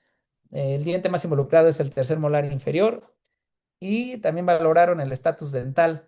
En denticiones completas, el 55% de fracturas, en edéntulos parciales el 32% y en edéntulos totales un 13%. Eh, También mencionan el grado de retención. Obviamente, entre más están cubiertos los dientes y más hacia abajo, pues más va a haber problemas en las fracturas porque se debilita más. Y algo muy importante es el momento en que se fractura un paciente. De los 168 casos, reportaron en 160 de ellos el momento de la fractura. En el 35%, de los pacientes fue de manera intraoperatoria y el 78% fue posoperatoria, es decir, en casa. Y pues eso es igual a nuestro caso, que afortunadamente no se dio aquí en el consultorio, sin embargo, sí se dio en la casa. Eh, y bueno, el diagnóstico se realiza normalmente entre la primera y la tercera semanas de que se hizo el procedimiento. Entonces hay que tener cuidado, mucho cuidado con las extracciones y con los pacientes. Cada vez es más problema con estas situaciones. Una complicación más, pues es un proceso infeccioso.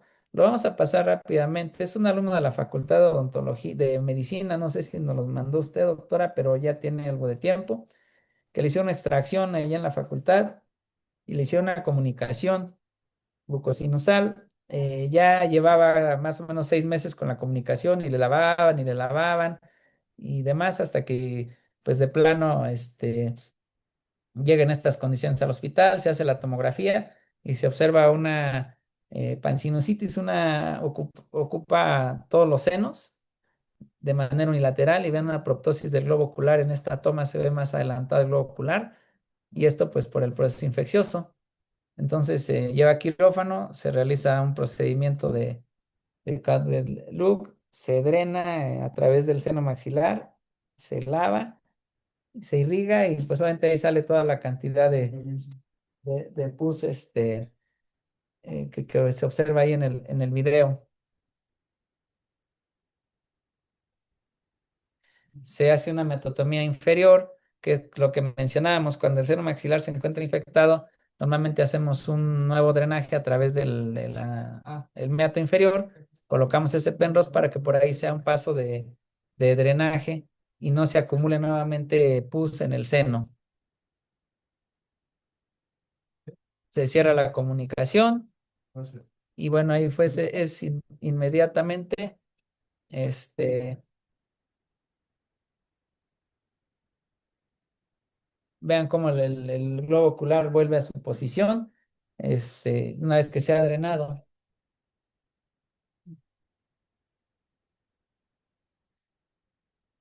Vamos ahí al paciente, y ya sin la comunicación con el cierre y listo.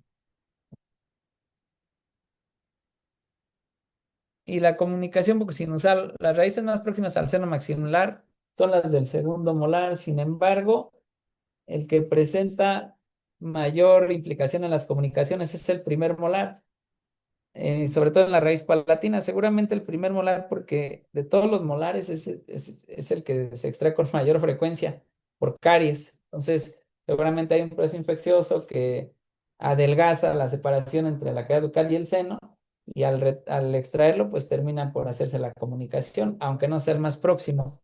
Como es el primero que erupciona, pues es el que menos cuidamos. Entonces, ¿qué tenemos que hacer en caso de sospechar de una comunicación del seno maxilar? Pedirle al paciente que estornude con la boca abierta, evitar enjuagues vigorosos, tener una dieta blanda, no soplar, ingerir, no ingerir alimentos con popote, o sea, no succionar, obviamente no fumar. Y son como los cuidados generales ante la sospecha de una comunicación bucosinusal. Este otro caso es de una paciente que colocaron unos implantes dentales y un implante de ellos se les fue también al seno maxilar y se hizo una comunicación. También venía ya con un proceso infeccioso. Vean las diferentes imágenes, ahí está todo ocupado el seno. Y aquí se diseñó en los modelos, como lo hacíamos anteriormente, eh, los colgajos a realizar. Aquí se realiza un triple cierre. Se hace un cierre alrededor de la comunicación, que es el número 1. Ahorita los vamos a ir viendo. Vean aquí se observa la parte de la comunicación. Se hace un abordaje, un catwell para retirar el implante. Ahí se ve dentro del seno, se retira. Se lava el seno, se quita toda la mucosa no viable. Se hace una meatotomía inferior. Ahí se ve cómo se pasa un mosquito en el meato inferior y la punta sale hacia el seno maxilar. Eso es para permeabilizar el seno y que toda la secreción y la sangre y demás drenen a través de la nariz y no a través de la comunicación, porque eso puede volver a abrir la comunicación. Entonces es muy importante cuando hacemos un cierre. Ese es el primer cierre, le llamamos perifistular, solamente colgajos locales alrededor de la fístula, perdón, de la fístula, y se hace el primer cierre. Después se toma la bola de Bichat, se ve ahí en la parte superior en la primera imagen. Se hace un colgajo de la Bichat y se siembra encima del primer cierre, que es un segundo cierre. Normalmente con dos es suficiente. En el caso de esta paciente decidimos hacer un tercer cierre y con una técnica que se llama dedito ara, que consiste en levantar en su espesor total la mucosa palatina para posteriormente dividirla o separarla en la parte de la mucosa y el tejido conectivo. Pasamos el tejido conectivo al lecho receptor encima de la bichat y reposicionamos la mucosa palatina para que pues evite un parte de dolor en la recuperación. Entonces ahí nada más lo vamos a pasar rápidamente, recapitulando. Los otros implantes los dejaron ahí a pesar de que también no están muy bien puestos. Es que se los puso el yerno Ala. y entonces dijimos, ¿para qué los quitamos? Lo vamos a meter en más problemas ya que él se arregle con la suegra. Entonces, sí, es real. Entonces, yo creo que lo hizo adrede. Entonces, la verdad es que están mal, no están Hasta sobre nada. yo que no tengo idea, sé que están mal la población y todo, pero es por hacer cursos que no deberían de hacerse, ¿no? Exacto. Ah, Sí, el ya yerno le entendí puso por los qué no se los implantes. quitaron. En otro paciente sí los hubieran quitado. Ah, sí, en otro paciente decimos, ¿sabe qué? No sirve ninguno. Pero comentábamos, igual con el doctor Lisiaga, ¿no? A veces si le quitamos, van a tener más problemas mejor. Le quitamos por el que vino, de hecho era un conocido del doctor, y le quitamos el que se fue al seno y los demás, él a ver qué hace con ellos, ¿no? O sea, se arregle con ella. Por eso no se retiraron. Así es. Y bueno, ya por último, la cuestión de las roturas de agujas. eh, Son frecuentes. Actualmente yo creo que ocurren por una mala manipulación de nosotros. Realmente dudo que por la fabricación de las agujas se rompan. Anteriormente sí, porque en los años 50 las agujas eran reciclables. Conseguían un frasco con agujas y lo ocupaban en varios pacientes hasta que de plano ya no tenían filo, solamente las lavaban, las ponían en mertiolate y porque no era como ahora que van al depósito y piden 3, 4 cajas de agujas. era complicado conseguir agujas dentales en algún momento. Entonces tenían que reutilizar. La sutura también la reutilizaban. Entonces, ahora actualmente yo creo que la rotura más bien es una mala técnica que nosotros realizamos. En este artículo reportan 61 casos, miren, y el promedio es muy variable, desde los 3 hasta los 71 años. Lo que sí, la localización más frecuente es el bloqueo del nervio alveolar inferior. Está en 45 pacientes del total de pacientes, o sea, el 70% fue del dentario inferior, de ahí pues en bucal, tanto maxilar como mandibular, un paciente en el área lingual y 3 durante la anestesia intraósea. En 7 casos sí dijeron por qué creen que se rompió la aguja. En 6 casos de esos 7 reportados fue por movimientos bruscos del paciente y en uno, pues que el dentista no sé qué hizo y también se rompió por eso. Pero de estos 7 pacientes que se movieron bruscamente, 4 eran menores de 10 años de edad. Entonces eso también es importante. Se reportó el tipo de aguja que se rompió en 34 pacientes. De esos 34, 23 pacientes se utilizó una aguja 30G. Eso quiere decir que es una aguja muy delgada, teniendo la idea de que si la aguja es delgada y corta, al paciente le va a doler menos, lo cual pues obviamente no es así. Entonces, recomendamos usar por lo menos agujas 27G y de preferencia largas. En 3 pacientes se utilizó 30G para bucal y para maxilar y lingual. En 8 pacientes 27G para el dentario inferior, probablemente corta. Entonces, ¿qué medidas debemos tomar para que las agujas no se rompan?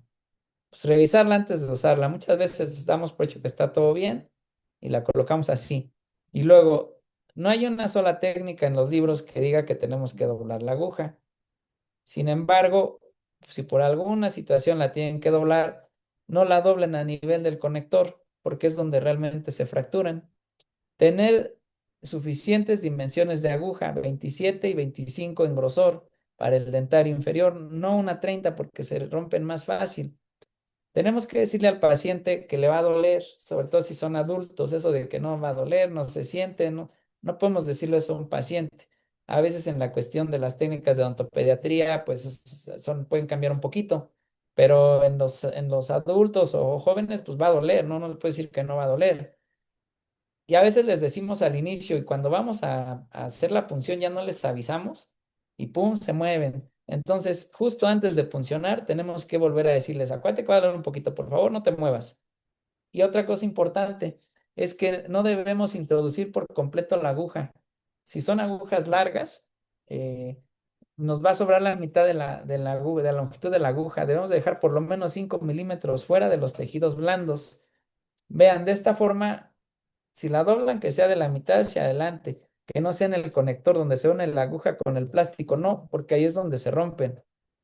Entonces, si en algún momento quieren doblar una aguja, que no sea en el conector. Vean la diferencia entre introducir por completo la aguja y dejar un segmento de aguja por fuera. Si este paciente se mueve y dejan un fragmento por fuera, pues lo van a poder recuperar. Pero si meten hasta la empuñadura, pues no va a haber manera, ¿no? De poder recuperarla. Vean ahí, son ejemplos, esto obviamente es ilustrativo para las clases. Y son varios casos los que tenemos. El año pasado de plano cambió nuestra percepción. Les voy a contar lo que pensábamos anteriormente y al final el caso que ha cambiado nuestra percepción. Vean cómo aquí en el lado derecho perdón, en el lado izquierdo se ve una aguja rota. Ahí hacemos un acercamiento. Llega el paciente con esta radiografía que se tomó hace 3 días y después se toma una nueva radiografía. Le dije, no, váyase por esa que trajo, tenía 3 días que se la había tomado. Lo mandamos cuando llegó aquí por otra radiografía y vean cómo la aguja ya se ha desplazado. Muchas veces pensamos que las agujas no se desplazan y que ahí se quedan. Sin embargo, no es así. Sí llegan a moverse. Vean esta otra paciente con el intento de la extracción y de retirar la aguja con la mucosa muy maltratada. Ahí se ve la aguja rota, un acercamiento. Y en este caso todavía las hacíamos con anestesia local aquí en el consultorio con la fibra óptica, con la lámpara frontal. A veces las encontrábamos, muchas veces no las encontrábamos, porque no es fácil encontrar una aguja aparentemente de la rama a la mucosa hay un grosor de menos de 1 centímetro. Y a pesar de eso, es difícil recuperarlas. Se confunden mucho con las fibras musculares o con el tendón o con la aponeurosis. Todo brilla. Y entonces pellizca uno, pum, es el músculo. Pellizca uno y la verdad es que es muy complicado encontrarlas, aunque repito, de la rama, del hueso, de la parte interna de la rama mandibular a la mucosa hay menos de 1 centímetro y aún así no es fácil recuperarlas. Pero bueno, anteriormente así lo hacíamos y algunas sí las sacábamos y otras no. Entonces, después ahora las hacemos con un arco en C, con fluoroscopía y eso pues es mucho más fácil porque nos da imágenes en tiempo real. Es para los estudiantes, la fluoroscopía o el arco en C es una sucesión de imágenes como hacen las caricaturas, hacen varias tomas, varias proyecciones por segundo y las unen y entonces pues se hace como una película, como los libritos que les venden en el metro, que va corriendo así. Ese es el principio de la fluoroscopía. El detalle es que pues es mucha radiación porque son muchas radiografías que se realizan y que nos producen una imagen en tiempo real. Ese es el arco en C, miren. Se ocupa para cateterismos, para procesos de intervencionismo y nosotros ya tiene muchos años que lo ocupamos para retirar agujas. Ahí vemos que hay varios tipos de radiación, directa, indirecta, dispersa, y pues debemos protegernos cuando entramos a hacer un procedimiento de estos. Ya sabemos que existe el mandil, que existe el segundo es para el cuello, hay guantes, hay lentes protectores. Obviamente aquí solamente tenemos mandil. Y ahí tenemos una tablita donde podemos observar la cantidad de radiación que absorbe el paciente en los diferentes estudios, series digestivas, hay panorámicas, TAC de cabeza y cuello, la fluoroscopía pulsada por 1 minuto, o sea, sí es un poco, equivale a una tomografía de cabeza y cuello más o menos, cada minuto. Entonces, si tardamos varios minutos con radiación constante, pues sí nos están dando mucha radiación, ¿no? La primera que hicimos salimos con comezón en todo el cuerpo, porque fueron varios minutos que fue este caso, miren, ahí vemos la radiografía del paciente, la flechita indica la aguja, le quitaron los terceros, le dejaron la aguja, miren. Y entonces hacíamos cortes de la tomografía que de arriba, de abajo, en la parte posterior, medíamos coordenadas a tantos milímetros y de la corona y de no sé qué tanto y vamos para adentro.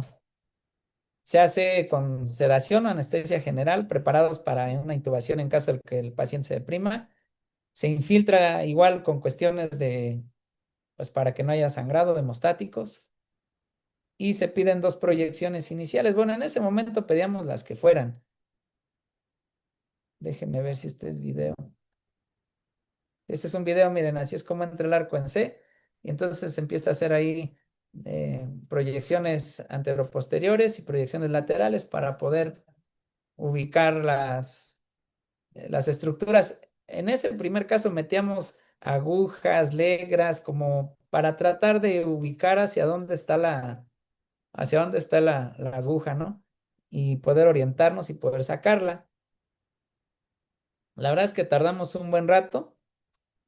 Vean ahí, metimos como cuatro cosas para tratar de rodear la aguja y poder más o menos ubicar el sitio donde teníamos que llegar. Y bueno, finalmente ahí tomamos con un mosco la aguja y logramos sacarla, pero sí batallamos un buen rato en hacerlo. Después pues, nos fuimos dando cuenta que no era necesario introducir, miren, ahí está la aguja ya doblada, se rompió igual del conector, es una aguja delgada, ahí está la sutura. Y bueno, el antes y el después de la radiografía, esa fue la primera que quitamos. Pero en realidad, bueno, este es un paciente pediátrico, anestesia general, vean dónde está la aguja, igual hicimos cortes de tomografía. La verdad es que cuando el paciente se hace una tomografía, pues está con la boca cerrada.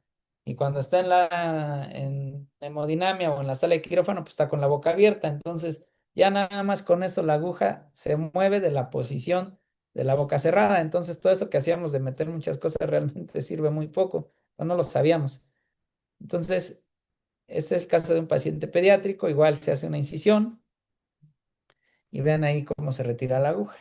Ahora lo que hacemos realmente, doctora, es hacer dos proyecciones, una anterior y una lateral. Nada más podemos hacer una incisión, colocamos un mosco, hacemos la disección en dirección según nosotros, a donde está la aguja. Con el mosco ya colocado se toman dos proyecciones, una anterior y una lateral. Y entonces con ese mismo mosquito sabemos si la aguja está medial al mosco, lateral al mosco, por arriba o por abajo. Es nuestra guía, nada más un solo mosco. Debe ser un mosco que agarre bien, porque con ese es el que quitamos la aguja. Entonces, que ubicamos esa parte, este, pedimos fluoroscopía constante y pues se ven las imágenes así como en tiempo real, y entonces sí nos radiamos, pero es menos de un minuto en realidad, porque en tiempo real con un solo mosco vamos por la aguja, y ahora en realidad es muy rápido retirarla. Hacemos, yo creo que de radiación menos de un minuto, pero al inicio no era así. Miren, esta avanzó mucho. Igual el dentario inferior, vean a qué altura está la aguja. Ahí podemos dimensionar, pero en la lateral de cráneo se ve muy cerca de la columna vertebral. En la reconstrucción vean cómo se va muy atrás de la rama y está por detrás de las pterigoides. O sea, en realidad está muy, muy, muy atrás. Ahí lo que hicimos fue igual hacer alguna especie de medidas para poder hacer la incisión en una coronal. Apenas se ven los puntitos, ¿no? Entonces ese es el paciente ya en quirófano. Si sobreponemos la reconstrucción, más o menos esa es la zona en donde está la aguja. Se hace una incisión en esa zona.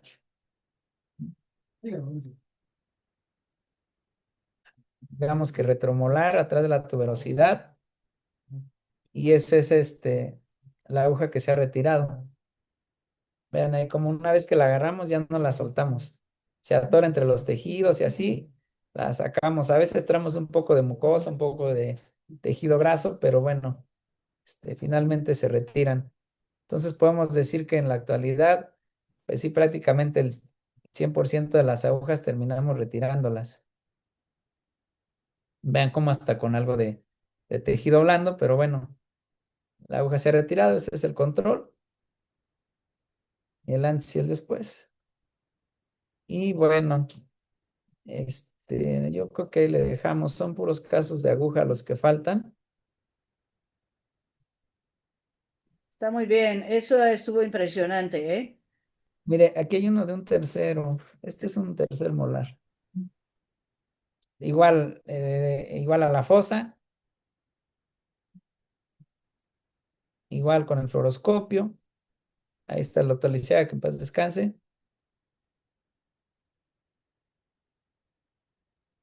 Igual con el fluoroscopio llegamos ahí con un punzo, ubicamos el molar y pues ya digamos que es como un videojuego. A los jóvenes se les da mucho eso, visión indirecta y demás, ¿no? Entonces ahí con una Alice jalamos el tercer molar que está en la fosa infratemporal, con mucho menos tiempo y mucho menos morbilidad que como lo hacíamos antes. Ahí vemos que fue con sedación, no fue necesario intubar al paciente, pero sí se hace en un quirófano para que no nos vaya a dar ningún susto. Y bueno, eso es lo que hacemos en la cuestión del fluoroscopio. Nada más, aquí esta imagen es que no naveguemos como si fuéramos unos tiburones, no nos podemos disfrazar. Yo creo que no se les invita a no hacer procedimientos, sino más bien a prepararse lo suficiente para poder enfrentarlos, y además poder resolver pues prácticamente cualquier complicación que se pueda presentar de todas las que pasamos, desde comunicaciones, desplazamientos, eh, fracturas, todo lo que podamos complicar. Lo ideal es que lo podamos resolver nosotros mismos. De los ¿De pacientes. acuerdo? ¿Algún comentario, pregunta, dudas? Sí, Aurorita ya tiene dos preguntas. Si quieres quitar la pantalla para poder ver a Aurorita. Aurorita, tienes dos preguntas ahí, una atrasada y una nueva. Si quieres, Ah, sí. Sí, Luisito, cuando hablabas de alveolitis, que bueno, decías de dejar la gasa con eugenol ahí, ¿qué hay de poder colocar a lo mejor cemento quirúrgico encima? ¿Es recomendable? ¿Ya no es recomendable? Porque sé que también puede fomentar la acumulación de placa. Sí, nosotros en realidad apósitos quirúrgicos no los recomendamos tanto porque se adhiere a las paredes y de alguna manera puede entorpecer, por así decir, la cicatrización al estar unida al hueso, puede retrasar un Sí, poquito más. dejar de Entonces, compartir la pantalla para que te podamos ver. sí. Nada más eso, ya, ahora sí. Sí, les comentaba, me preguntaba la autora ahorita que referente a los apósitos o cementos quirúrgicos, y le comentaba que creemos que al estar en contacto directo con el hueso, sí es cierto que tiene un efecto aislante, pero también creemos que puede retrasar un poquito la cicatrización por estar encima del hueso. Entonces lo que hacemos es nada más colocar así la gasa como le comento, y eso evita que se llene de alimento y la puede despegar fácilmente y colocar una nueva. Normalmente infiltramos solo en la primera consulta, normalmente a partir de la segunda, pues el dolor está prácticamente controlado y hacemos 2 o máximo 3 cambios de la gasita o el apósito con eugenol y listo. Ok, gracias. Y mi otra pregunta es con respecto a la fractura de agujas. Fíjate que aquí hubo algunos casos de pacientes hace como 15 años que la marca coincidían que la marca de esas agujas sí estaba ocasionando, hubo como 3 casos. El cirujano maxilofacial que estaba ahí en Tlaxcala, que ya murió, el doctor Carduño, él nos comentó, pero sé de un caso de un paciente que llegó a la facultad y que se le fracturó la aguja y hasta donde sé, hace como 15 años el paciente sigue con la aguja ahí. El paciente fue intermitente y ya total que no regresó nunca más a Le que hiciera se algo. le revisara. Ujú. Bueno, Entonces mire, digo, referente a eso, fue Podría con Paola, ¿verdad? Hace 2 años. Paola estuvo hace 2 años. Paola o Pamela, 2 años. Hace 2 años llegó un paciente con una aguja fracturada. Eh, Tenía algunos días de que se había fracturado la aguja.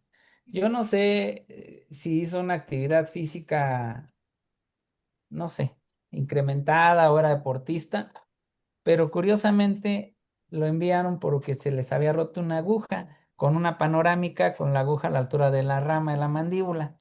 Cuando llegó por acá, llegó quejándose de que sentía un granito acá en el cuello, en la parte posterior del cuello. Y entonces dijimos, bueno, pues, ¿qué es lo que tiene? Entonces, a- al hacerle presión, prácticamente la aguja perforó la piel y salió en la parte posterior del cuello.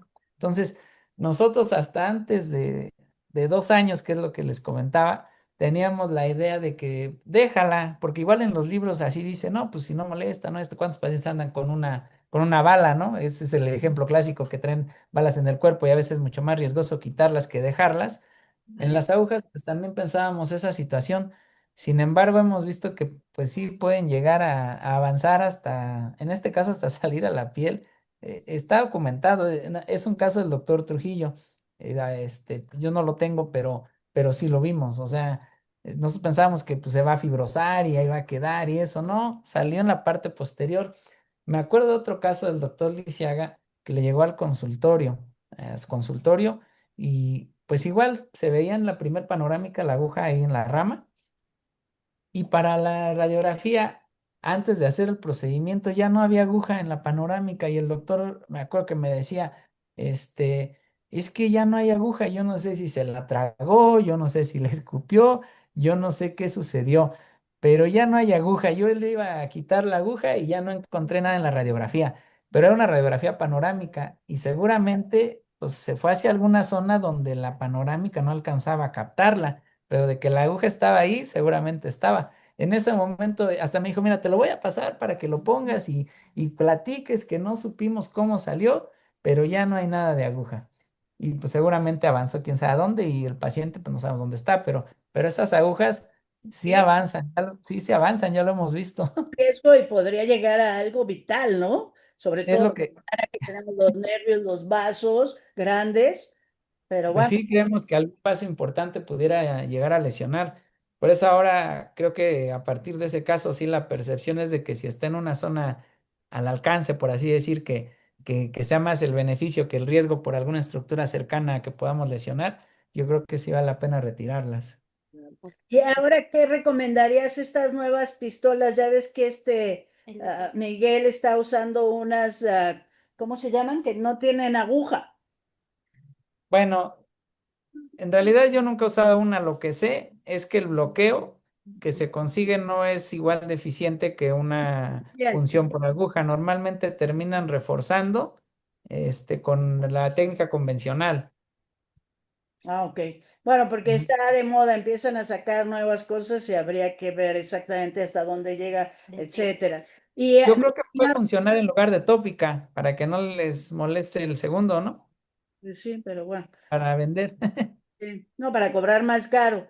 Y el albojil se usaba antes, ya no se usa, ya no se vende, era un producto de Septodent, un producto muy bueno, francés, y lo poníamos en casi todas las complicaciones o las extracciones que nos iba, pero tenía como pelitos, era muy raro, y daba una secuela que se llamaba mioesferulosis, que no han hecho la tarea y no han buscado qué es la primera tarea de hoy, la mioesferulosis.